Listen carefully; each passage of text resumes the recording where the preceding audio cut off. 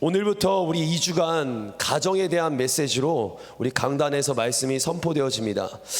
가정에 대한 말씀이 선포될 때마다 우리의 가정이 말씀 위에 세워지고 또한 말씀 위에서 더욱더 견고하게 복된 가정으로 세워지기를 축복합니다.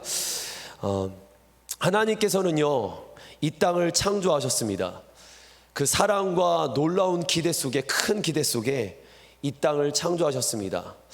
하나님은 하나님의 형상을 닮은 사람들을 창조하시면서 그들을 향한 큰 꿈을 꾸셨습니다. 그러나 자유의지를 가진 인간이 하나님처럼 되겠다고 하면서 범죄해야 합니다. 그것이 바로 창세기 3장의 아담과 하와의 범죄 사건인데요, 자유의지를 가진 인간이 하나님처럼 되겠다고, 말도 안 되는 거죠. 근데 인간은 그런 무지로 하나님처럼 되겠다고 하면서 범죄가 시작됩니다. 그리고 이 범죄한 이후부터 그 죄악은요, 시간이 지날수록 갈수록 커져만 갑니다. 창세기 4장으로 넘어왔더니 여러분, 우리가 잘 아는 가인과 아벨 사건, 여러분, 말도 안 되는 이유로 형이 동생을 죽이게 됩니다. 갈수록 죄가 점점 커져가는 것을 우리가 보게 됩니다. 그리고 창세기 5장을 넘어왔더니 창세기 5장에서는 아담의 후예들, 아담의 후손의 계보가 적혀 있습니다. 분명요, 아담은요, 하나님께서 그를 창조하셨을 때만 해도 믿음의 사람이었을 텐데, 이제 그 계보에 적힌, 그 족보에 적힌 그 명단을 살펴보니 시간이 지날수록 그 족보는 믿음의 계보가 아니라 죄인들의 계보가 되기 시작합니다. 그렇게 창세기는 5장을 넘어와 이제 6장까지 이릅니다. 여러분, 6장에 이르렀더니 이제 죄악은요, 세상에 만연하기 시작합니다. 온 땅에 죄가 가득해지기 시작합니다. 우리 한번 창세기 6장 5절부터 7절 말씀을 함께 같이 한번 읽어보겠습니다. 시작. 여호와께서 사람의 죄악이 세상에 가득함과 그의 마음으로 생각하는 모든 계획이 항상 악할 뿐임을 보시고 땅 위에 사람 지으셨음을 한탄하사 마음에 근심하시고 이르시되 내가 창조한 사람을 내가 지면에서 쓸어버리되 사람으로부터 가축과 기는 것과 공중의 새까지 그리하리니 이는 내가 그것들을 지었음을 한탄함이니라 하시니라. 아멘.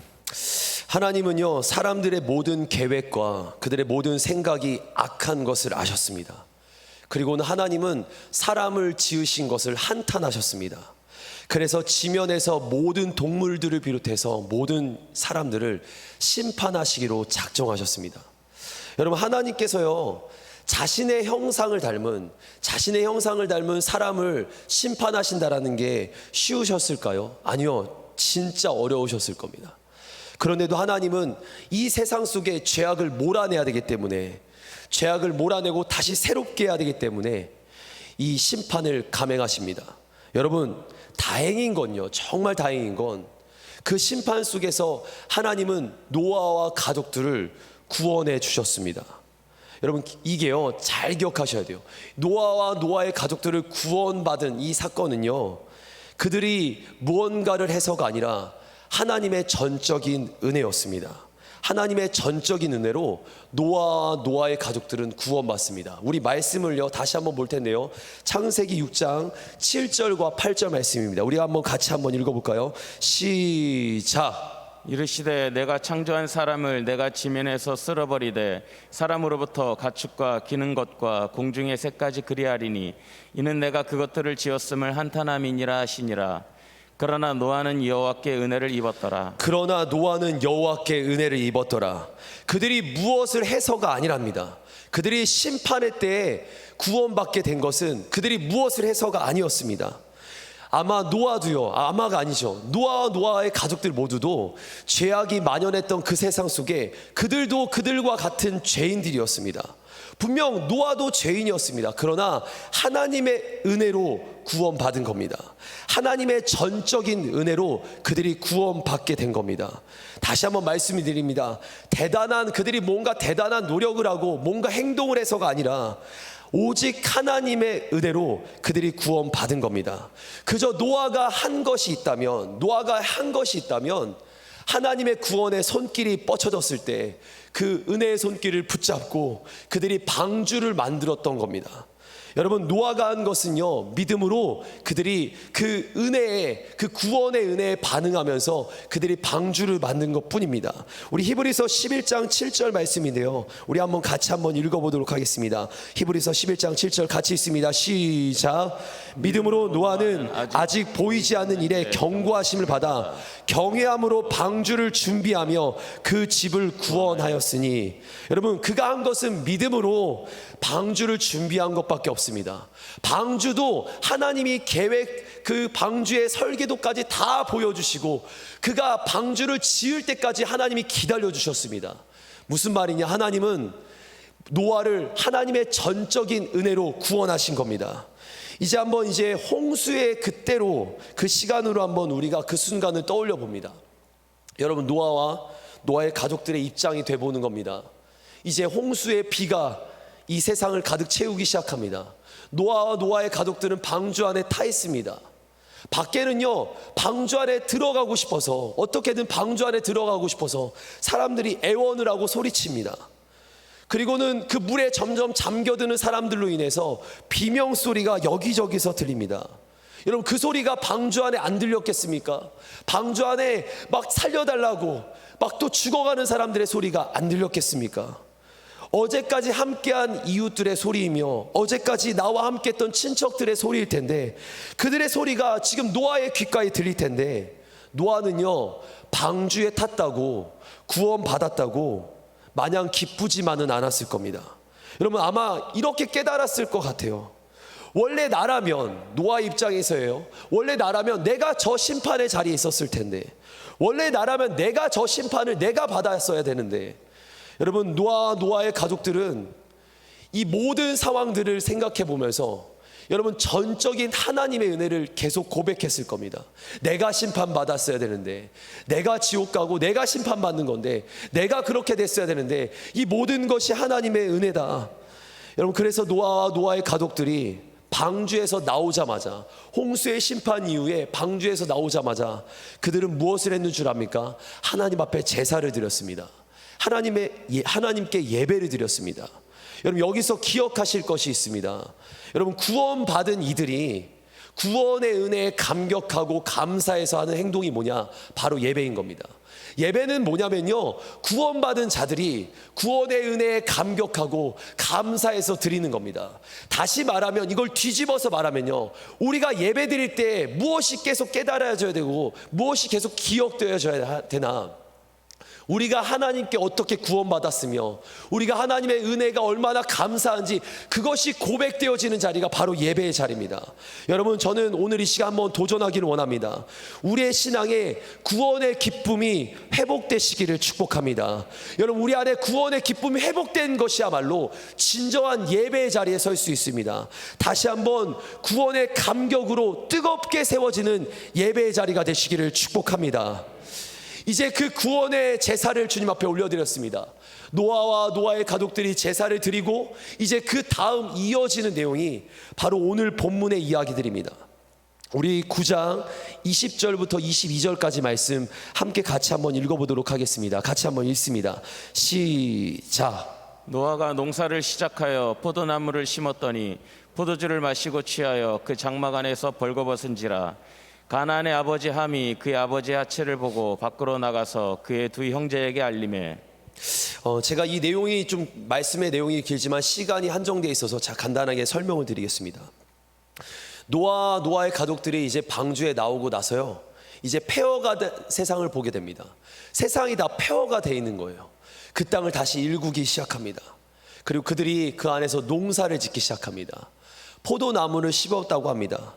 근데 하루는요, 노아가 포도나무를 심은 상태에서 거둔 열매, 그 열매가 이제 무르익은 그 포도주, 여러분, 그걸 마시고 취하게 됩니다. 그리고 그 포도주를 마시고 취한 상태에서 장막에 들어가서 벌거벗은 채 잠이 들었습니다. 그때 마침 둘째 아들이 그 장막을 찾아왔고, 그 장막에 있는 노아의 모습을 보게 됩니다. 노아의 벌거벗은 모습을 보게 되죠. 그리고 이가 지금 첫째 형과 동생에게 찾아가서, 형제들에게 찾아가서 얘기를 합니다. 내가 아버지의 하체를 보게 됐다고. 근데 이때 성경 말씀에서는 형제들에게 고했다고 나오는데, 이 고했다라는 게 뭐냐? 누군가의 약점을 보고 누군가를 조롱했다라는 표현입니다. 약점을 보고 그걸 조롱하기 시작한 거예요. 그러자 두 형제가 둘째 아들인 함을 제외한 두 형제가 이제 자신들의 옷을 들고 아버지의 계신 장막에 들어가서 아버지 하체를 덮어줍니다. 그리고 나오게 되죠. 근데 이제 노아가 잠에서 깹니다. 잠에서 깬 노아가 이 둘째 아들이 한 행동을 알게 되죠. 그리고 나서 저주했다라는 내용이 바로 오늘의 본문입니다. 내용이 다소 무겁습니다. 그러나 이 이야기 속에 우리가 꼭 알아야 될 몇 가지 사실들이 있습니다. 그 첫 번째입니다. 우리 한번 띄워주시길 바랍니다. 그 첫 번째, 구원받은 자도 죄를 지을 수 있다라는 사실입니다. 여러분, 이걸 잘 기억하셔야 합니다. 이 지금 논지를 가지고 우리가 끝까지 가져갈 텐데요, 여러분, 구원받은 사람들도요 죄를 지을 수 있습니다. 우리 9장 24절부터 25절 말씀 우리 같이 한번 읽어보도록 하겠습니다. 같이 읽습니다. 시작. 노아가 술이 깨어 그의 작은 아들이 자기에게 행한 일을 알고 이에 이르되 가나안은 저주를 받아 그의 형제의 종들의 종이 되기를 원하노라 하고. 여러분, 노아와 같은 극적인 구원의 사건, 그 놀라운 구원의 사건 경험한 사람들이 얼마나 될까요? 이런 어떤 구원의 방주를 타고 구원받은 사람 얼마나 될까요? 근데 그런 구원받은 사람이 포도주를 먹고서 술에 취해서 옷을 벌거 벗고서, 쉽게 말하면 자기가 실수를 해놓고 자식을 저주하는 그런 일들을 벌이게 됩니다. 여러분, 이건 의인으로서 구원받은 사람으로서의 모습이 아닌 것 같아요. 이건 바로 죄인의 모습에 더 가깝습니다. 여러분, 우리가 꼭 기억하실 사실이 있습니다. 여러분, 구원받는 사람들도요 죄를 진다라는 겁니다. 구원받고 극적인 구원을 받고 놀라운 구원의 역사에 있었을지라도 그들 모두가 죄를 짓더라는 겁니다. 아무리 놀라운 은혜를 경험한 노아였을지라도, 구원의 은혜를 경험하고 나서 예배를 드리고 제사를 드리고 하나님 앞에 감격하면서 그 뜨거운 예배를 드렸던 노아였을지라도, 우리였을지라도 죄를 짓더라는 겁니다. 여러분, 그렇습니다. 구원받은 노아이지만 그는 죄인인 겁니다.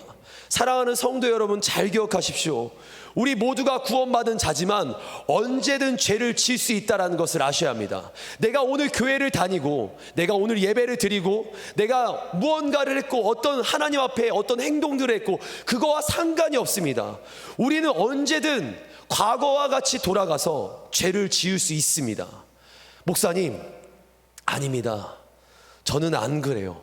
여러분, 안 그런데요, 사실 우리의 겉모습은 안 그럴 수 있는데요, 우리의 속은요 끊임없이 죄가 솟구쳐 오릅니다. 그게 죄인의 본성인 거예요. 여러분, 바울 사도가 이렇게 고백했습니다. 로마서 7장 24절에 이렇게 고백하는데요, 오라 나는 공고한 사람이로다. 이 사망의 몸에서 누가 나를 건져내랴. 오라 나는 곤고한 사람이로다. 이 사망의 몸에서 나를 누가 건져내랴. 여러분, 잘 기억하십시오. 바울과 같이 기도하고 바울과 같이 성령 충만하고 바울과 같이 말씀으로 충만한 사람도 뭐라고 하냐면 자기가 죄인이라는 겁니다. 자기가 죄인 중에 죄인이라는 겁니다. 괴수라고 합니다. 죽을 몸이라고 합니다. 죽겠다라고 합니다. 여러분, 그렇게 구원받고 극적인 구원을 받은 바울이었어요. 다메섹 도상에서 하나님의 강력한 은혜로 구원받은 바울이었지만 그조차도 이 죄악된 것에서 벗어날 수 없었던 겁니다.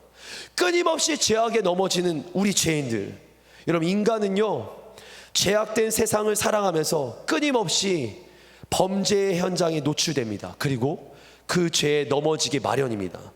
노아도 포도주 한 잔으로 시작했을 겁니다. 그가 작정하고 취할 정도로 옷 벌거벗은 채로 먹겠다고 작정하지 않았을 거예요. 한 잔 먹겠다고 시작했을 겁니다. 그 한 잔이 한 병이 되고 한 잔이 한 말이 되고, 그리고 나서 노출되기 시작하고 자기네 몸을, 자신이 정신이 나간 채로 몸을, 옷을 벗기 시작하고, 그리고 자식에게 저주하기 이르게 됩니다. 여러분, 아비가 자식을 저주했다, 얼마나 안타까운 상황입니까? 이런 상황이 되기 마련인 거예요. 성경에 이렇게 말합니다. 에베소서 5장 18절에 뭐라고 나옵니까? 술 취하지 말라 그랬어요. 술 취하지 말라, 방탕한 것이다. 오직 성령의 충만함을 받으라고 합니다. 정말 하나님의 사람이면 성령의 충만함을 받았어야 되고, 구원받은 사람이면 성령의 충만함만을 받았어야 되는데, 여러분, 우리는 늘 술 취하기 마련이고 죄를 짓기 마련입니다. 여러분, 사랑하는 성도 여러분, 이 말씀을, 이 내용을 지금 우리의 가정의 상황으로 한번 접근해 보겠습니다.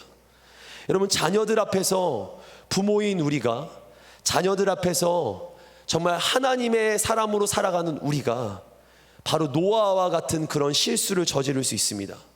여러분, 우리가요, 심판받아 마땅했던 우리가, 그 놀라운 은혜로 구원받은 우리가 막상 세상이, 막상 우리의 주변이, 막상 우리의 가족이 내게 한 가지 두 가지 실수를 하는 순간 나도 모르게 그를 정죄하고 그를 심판하게 됩니다.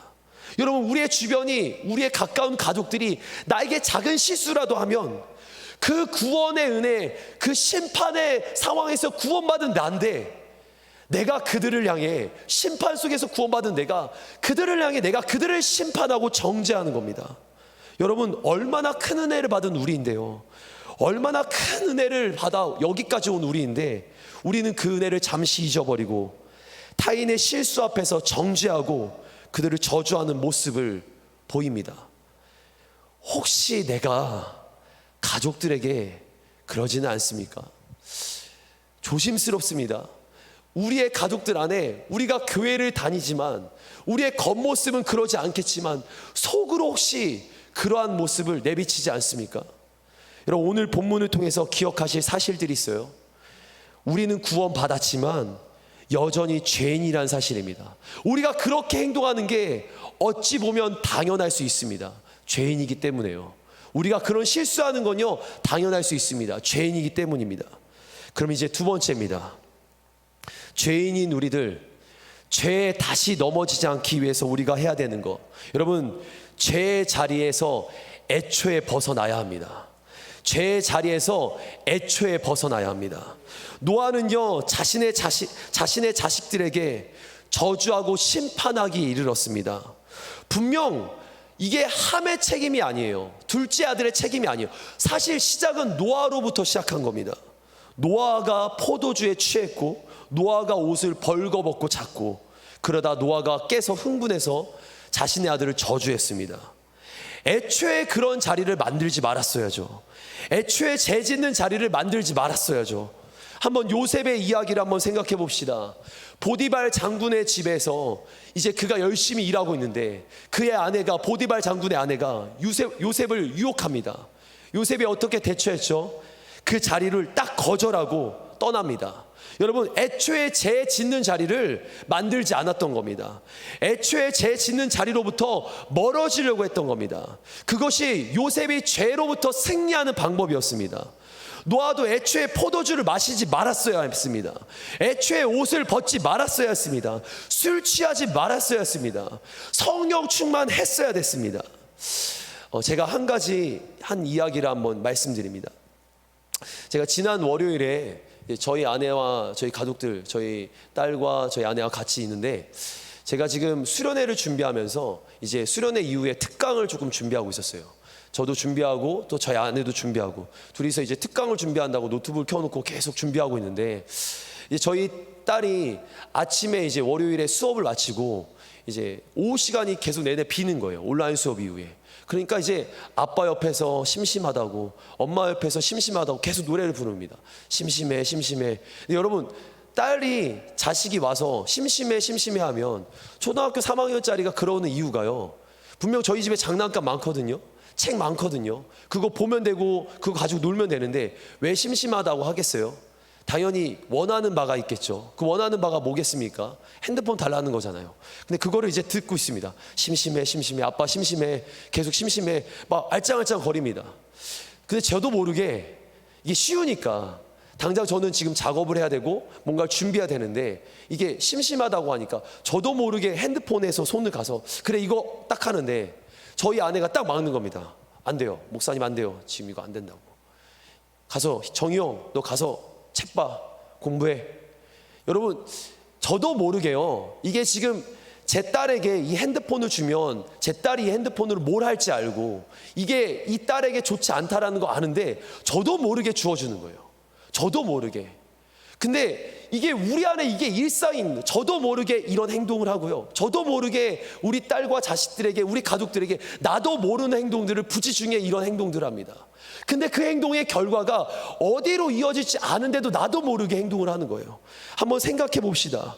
나도 모르게 우리 자녀들과 가족들에게 우리가 함부로 말하지는 않습니까?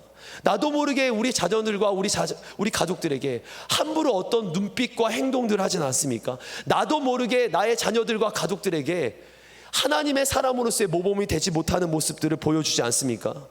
가정 안에서 나의 자녀들에게 하나님이 기뻐하시지 않는 모습으로 그들과 상황들을 타협하면서 그 상황들을 만들어 가진 않습니까? 여러분 기억하십시오.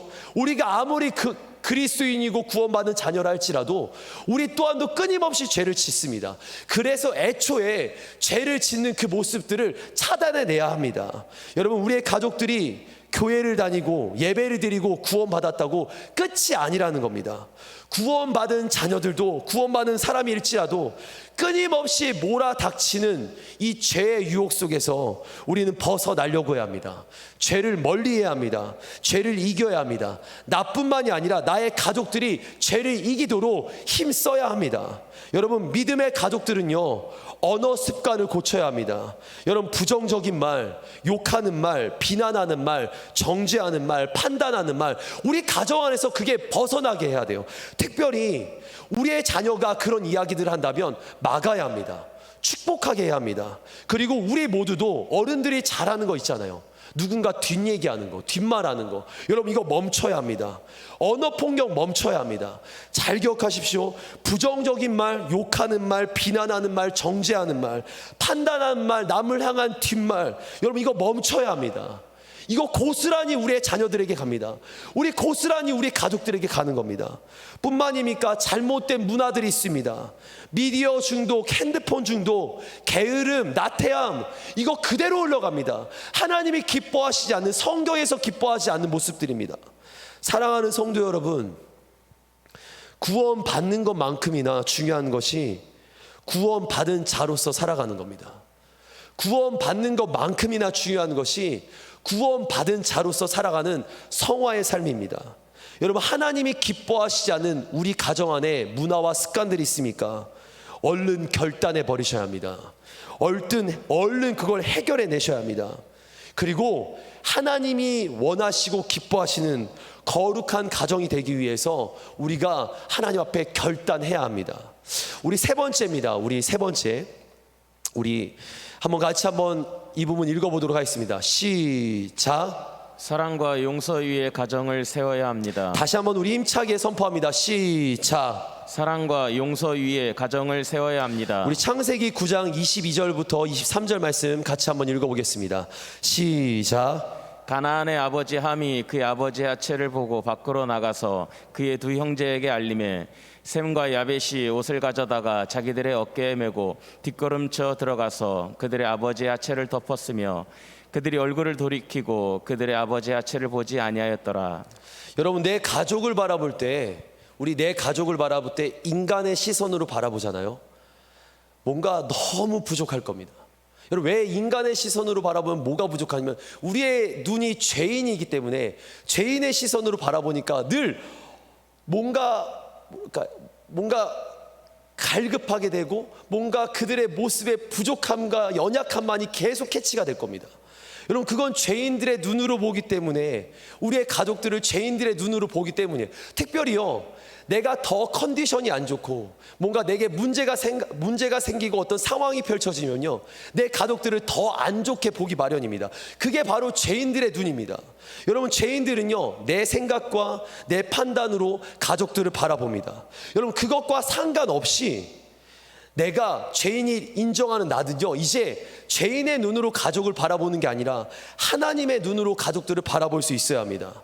여러분 하나님의 눈으로 가족들을 바라보는 건 심판과 정죄와 누굴 판단하는 게 아닙니다. 그들을 바라볼 때 사랑하고 용서하며 바라보게 됩니다.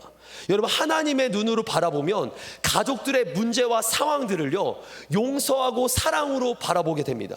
노아의 이야기로 다시 한번 들어갑니다. 노아의 이야기에서 노아는요, 술 취합니다. 그는 방탕합니다. 그는 옷을 벗습니다. 그리고 누군가를 저주합니다. 실수 앞에 저주합니다. 그게 죄인의 모습인 거예요. 또 하나 함의 모습을 봅시다. 아버지의 부족함과 실수를 보고 그 또한도 또 실수를 합니다. 조롱합니다. 그게 죄인의 모습인 거예요. 근데 이제 셈과 야벳의 모습을 보십시오. 그들은 어떻게 합니까? 그 아버지의 허물을 덮어줍니다. 사랑합니다. 이해해줍니다. 포용합니다. 그게 뭐냐면 그게 그리스도인들의 모습이고 하나님의 자녀의 모습인 겁니다. 분명 실수가 있어요.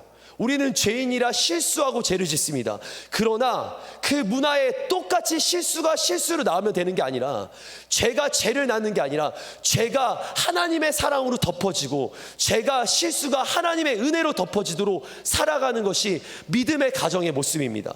베드로전서 4장 5절에 이렇게 나옵니다.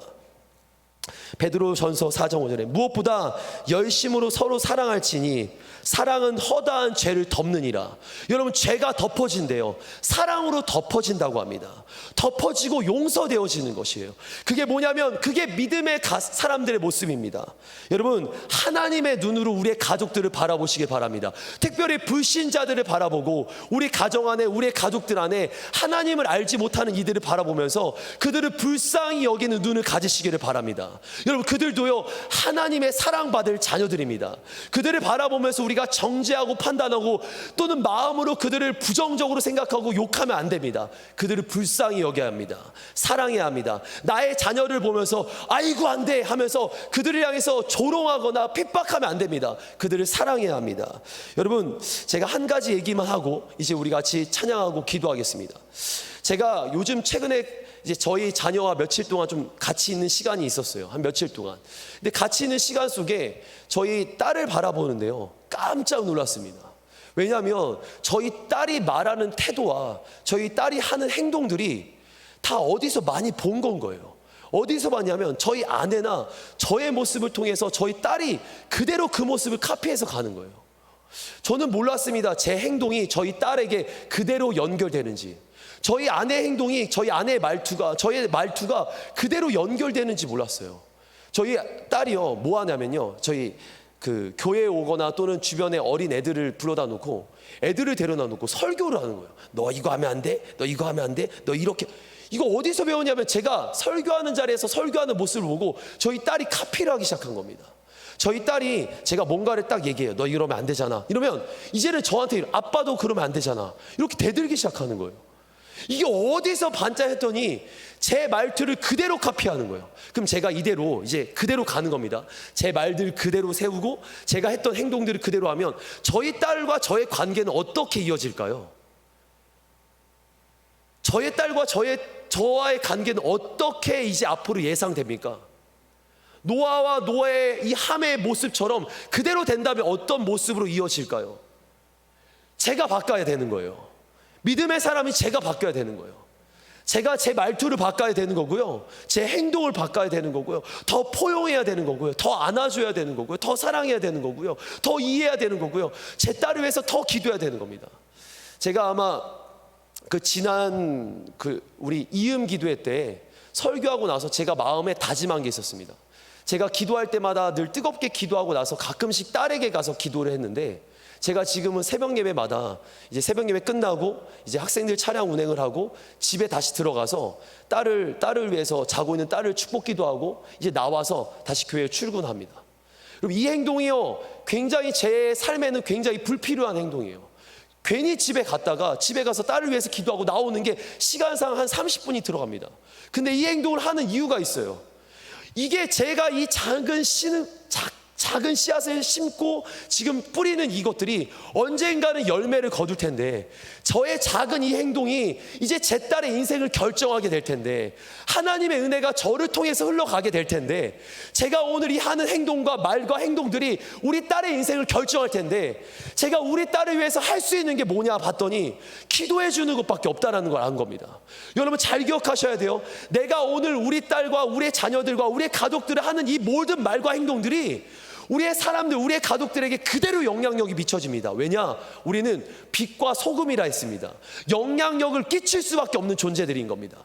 그렇다면 우리의 영향력이 끼쳐질 때 우리 가족들과 자녀들을 향해서 우리는 어떤 영향력이 끼쳐지기를 원하십니까? 오늘 우리의 말이 그대로 간다면, 혹시 우리의 부족하고 연약한 말이 그대로 간다면 우리의 자녀들의 인생은 아마 우리가 생각하는 그 결과로 이어지게 될 겁니다. 아무도 원하시지 않을 수도 있어요. 또는 우리의 잘못된 여러 습관들, 핸드폰을 붙잡고 TV를 붙잡고 살아가는 우리의 습관들이 있다면, 여러분 그거 그대로 간다면 우리의 자녀들이 고스란히 배울 겁니다. 아닙니다. 잘못된 문화와 습관을 끊어버리셔야 합니다. 죄악의 자리는 애초에 끊어버려야 합니다. 우리 안에 잘못된 모든 모습들 끊어버리셔야 합니다. 그리고 우리가 할 수 있는 하나님이 우리에게 베푸신 구원의 은혜와 사랑을 기억하면서 우리 자녀를 위해서 할 수 있는 최고의 사랑, 우리의 가족들을 위해서 할 수 있는 최고의 은혜를 우리가 오늘도 도전하고 실천하셔야 합니다. 여러분, 우리의 가정은 변화될 수 있습니다.